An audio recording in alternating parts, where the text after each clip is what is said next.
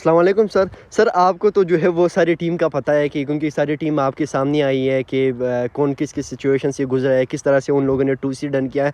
तो लोग जानना चाहते हैं, टीम जानना चाहते हैं और जो है पर्सनस है, लोग हैं जो कि वो जानना चाहते हैं कि आपको फॉरएवर कैसा मिला और आपने 2C जो है वो कैसा डन किया, यानी आपकी लाइफ में कैसे हर्डल्स आए फॉरएवर को लेके, क्या प्रॉब्लम इश्यूज डाउट जो है वो आए। काइंडली आप जो है वो टीम को इसका आंसर दे दें। ओके, फर्स्ट ऑफ ऑल तो मैं थोड़ा सा आप लोगों को बताना चाहता हूँ कि मैं एक पश्तो स्पीकिंग पठान हूँ। मैं एक ऐसे बैकग्राउंड से बिलोंग करता हूँ, ठीक है, कि जहाँ पे फाइनेंशियल एजुकेशन बिल्कुल भी नहीं है, ठीक है, मतलब कोई कॉन्सेप्ट ही नहीं है। तो by the way, by the time जब हम ग्रोन अप्स हो रहे थे, ठीक है, तो यूनी तक तो मेरे पास कोई सेल वगैरह कुछ भी नहीं था, ठीक है। फिर जब मैं यूनी गया ताज़ा तो मेरे हाथ में सेल आए, क्योंकि आप लोग को पता है कि असाइनमेंट्स, प्रोजेक्ट्स एंड काफ़ी सारी चीज़ों में सेल की यूजेज होती है। अब अगर देखा जाए ना, तो जब जैसे ही मेरे हाथ में सेल आया, ठीक है, तो मुख्तलिफ आप लोग को पता है बंदा अकाउंट्स बना लेता है, काफ़ी ज़्यादा एक्साइटेड होता है, ठीक है। तो विद टाइम, जब टाइम जा रही थी, ठीक है, एंड मेरा फर्स्ट सेमेस्टर ऑलमोस्ट एंड हो गया, एंड फिर बीच में एक सेमेस्टर ब्रेक। अब इस सेमेस्टर ब्रेक में मेरा मन किया कि मैं कहीं घूम आऊँ, ठीक है, तो मैं गया लाहौर, ठीक है। मैं अच्छा खासा पैसा वहाँ पे उड़ा के ले आया, ठीक है। एंड अगर देखा जाए तो मतलब उसके ऊपर मेरे अब्बा काफ़ी मना कर रहे थे कि नहीं, इस बात में ही रहो, ठंड है, बहुत ज़्यादा मुश्किल है, हो जाएगी तुम्हारे लिए, ठीक है, नहीं जाओ नहीं जाओ नहीं जाओ। लेकिन फिर भी मैं घूमने चला गया। ऑलमोस्ट मंथ जो सा मैंने लाहौर में गुजारी, एंड कोई करीबन 50-60 हज़ार रुपये मैंने उड़ा ली। अब ऐसा सीन हुआ कि जब मैं वहाँ से वापस आ रहा था, ठीक है, तो दैट वाज 1 फरवरी, ठीक है। तो 1 फरवरी को मैं वापस आया, तो वहाँ पे जो माहौल था, वहाँ पे जो मौसम थी, वो बहुत ज़्यादा अच्छी थी, ठीक है। लाइक मतलब हम अगर कोई जैकेट वगैरह ना पहने तो कम्प्लीटली नॉर्मल माहौल था। जब मैं यहाँ पे स्वात में आया, तो स्वात में मौसम बहुत ज़्यादा ठंडी थी। तो एकदम से जो वो वेदर चेंज मेरे लिए आई ना, तो उससे मैं बीमार पड़ गया। अब वो जो बीमारी थी, वो मेरे लिए जो सा है वो एक फ़ायदे का सौदा साबित हुई, क्योंकि मोस्ट ऑफ द टाइम अल्लाह ताला आपके लिए वो करता है जिससे आप कभी अपने खैर से जो सा है वो ख़बर ही नहीं होते।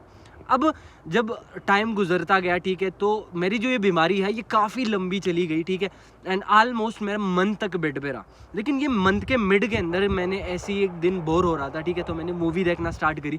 तो मूवी जब मैं देखना स्टार्ट करी, ठीक है, तो वहाँ से भी बोर हो गया।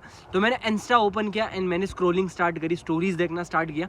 तो एक स्टोरी मुझे मिली जहाँ पे ये क्लियर वर्ड्स में लिखा हुआ था, ठीक है, कि आप कोई भी अपना काम करना चाहते हैं, ठीक है, कोई भी अपना थोड़ा बहुत जो सा है वो अगर टाइम है आपके पास, फ्री टाइम, तो आप कुछ कमा लो। तो मैंने सोचा कि यार मैं वैसे मूवीज़ तो देख ही रहा हूँ, टाइम तो वैसे भी सोशल मीडिया के ऊपर कंज्यूम हो रहा है, तो अगर इसको मैं किसी प्रोडक्टिव चीज़ में लगा दूँ तो बेटर हो जाएगा।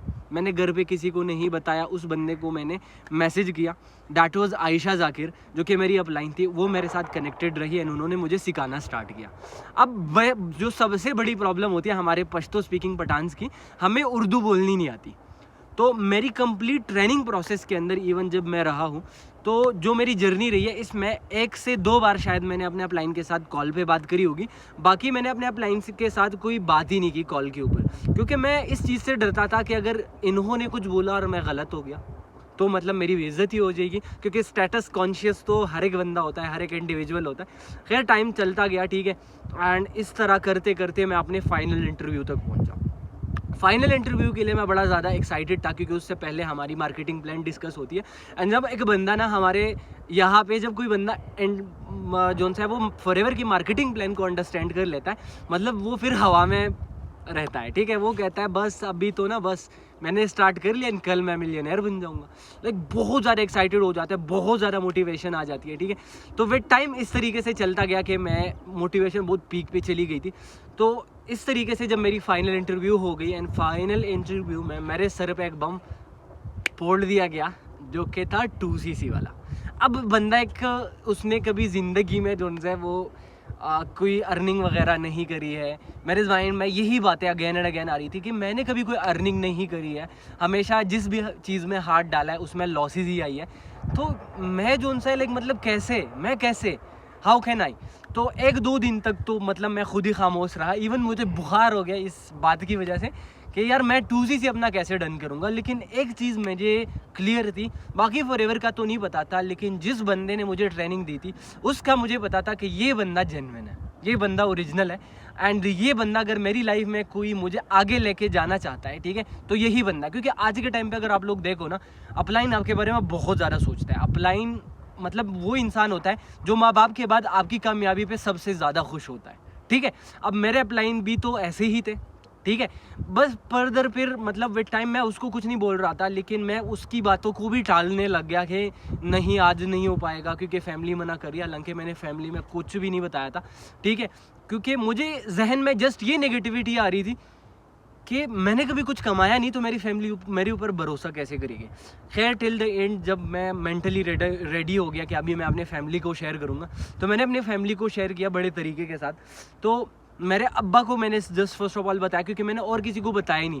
अगर किसी और को बताता कि मुझे पता था कि सारे लोग मुझे डिग्रेड ही करने वाले हैं, ठीक है, हर कोई मुझे यही बोलने वाला है कि नहीं आप नहीं कर सकते, आप कैसे इतनी बड़ी अमाउंट आप लगाने जा रहे हो। हालांकि वो कोई इतनी बड़ी अमाउंट है नहीं, लेकिन स्टूडेंट लेवल पे मुझे उस टाइम पे बहुत ज़्यादा बड़ी लग रही थी। एक ऐसा पहाड़ मुझे लग रहा था कि मेरे और मेरे सपनों के बीच में आके खड़ा हो रहा है। ये रियलाइजेशन थी मेरी उस टाइम पे। खैर मैंने अपने अब्बा को मनाने की कोशिश करी, वो मान गए बड़े आराम से। उन्होंने कहा चलो बेटा अगर आपको इतना भरोसा है तो आप कर लो।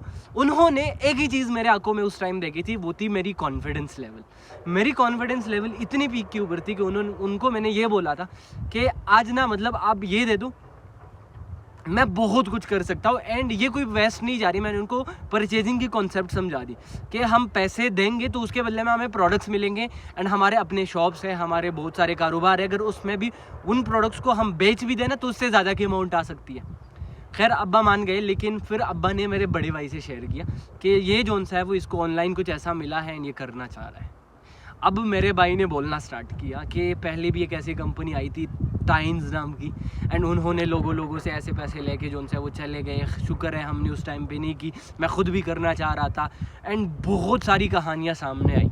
एंड लिटरली उन्होंने जब बोलना स्टार्ट किया उससे रिलेटेड, तो मतलब समहाउ मुझे रिलेटेबल लग रहा था, समहाउ मुझे इस तरह से लग रहा था। एंड मैं बीच में मतलब मैं डरने लग गया कि यार कहीं मेरे साथ भी तो ऐसा नहीं हो जाएगा, ठीक।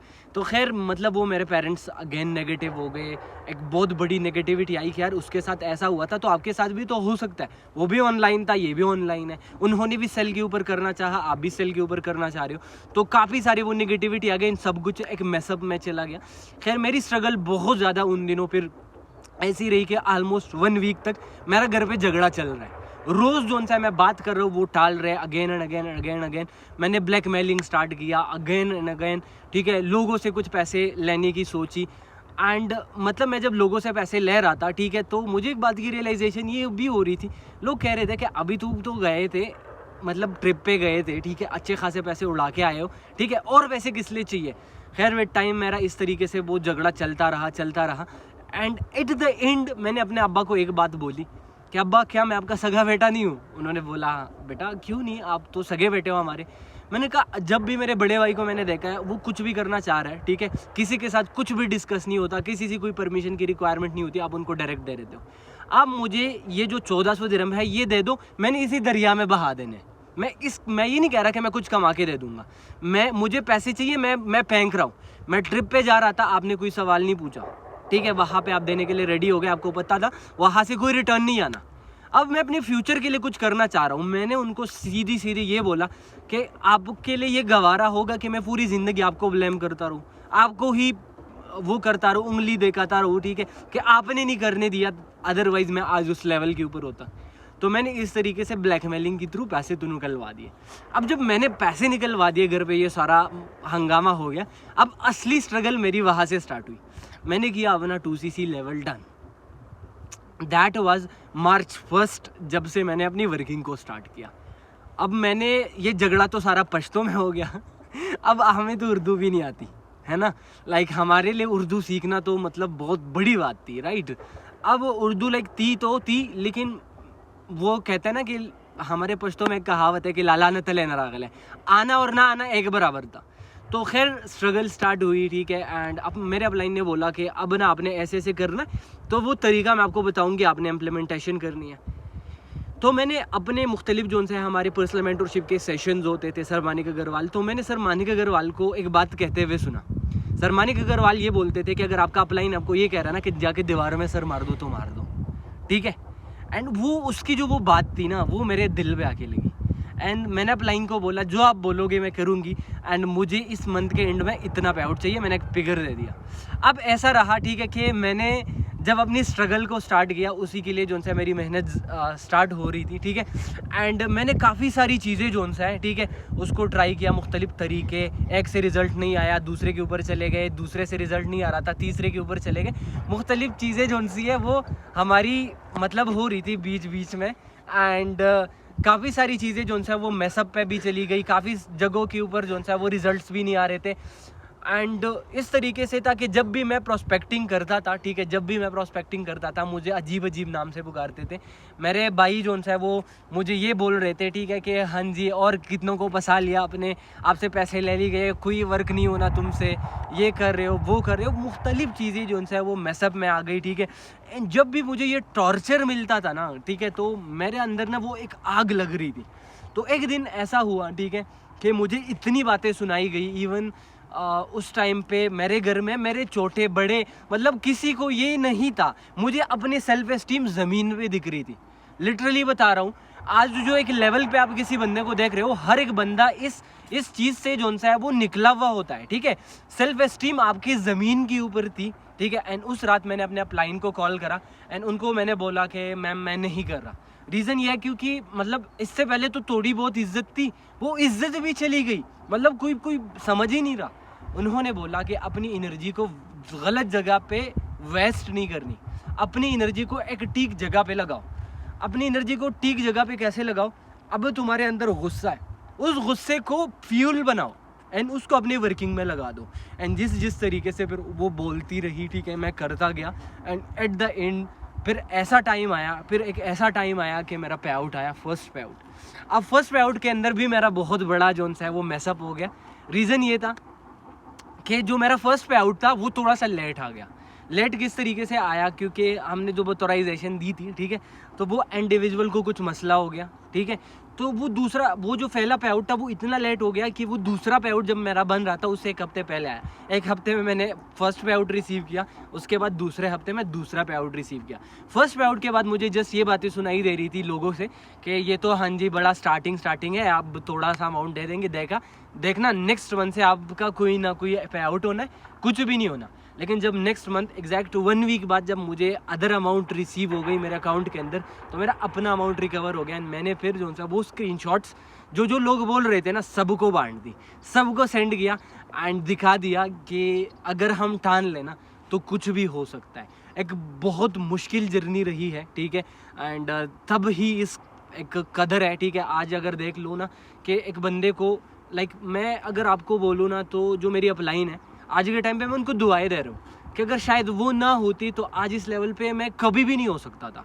अगर आज इस लेवल के ऊपर हूँ, कुछ कमा रहा हूँ, कुछ कॉन्फिडेंस लेवल है, कुछ सीखा हूँ, ठीक है, तो it's just all because of her, ठीक है। अल्लाह उनको जन्नत नसीब करे, अल्लाह उनकी दर्जात बुलंद करे, अल्लाह उनको लंबी ज़िंदगी दे, ठीक है। ये मत सोचना कि ऐसे दुआएं दे रहा है कि उड़ू तो नहीं गई। मेरी अपलाइन अभी भी है, ठीक है, and she is in contact with me and I am proud कि वो बिज़नेस नहीं भी कर रही, फिर भी एक ऐसी फैमिली मिली है कि हमेशा जो है वो मेरा सपोर्ट करती है एंड हमेशा जो है वो मेरे साथ रहती है, ठीक है।